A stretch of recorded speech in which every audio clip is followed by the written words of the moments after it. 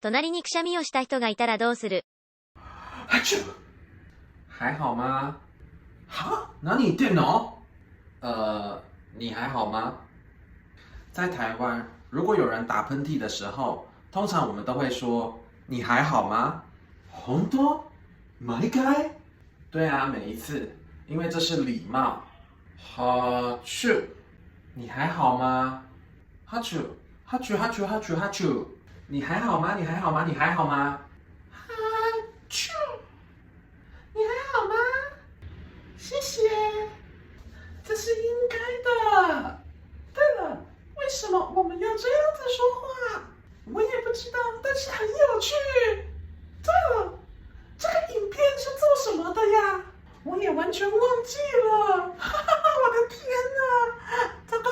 啊，阿啾，你还好吗？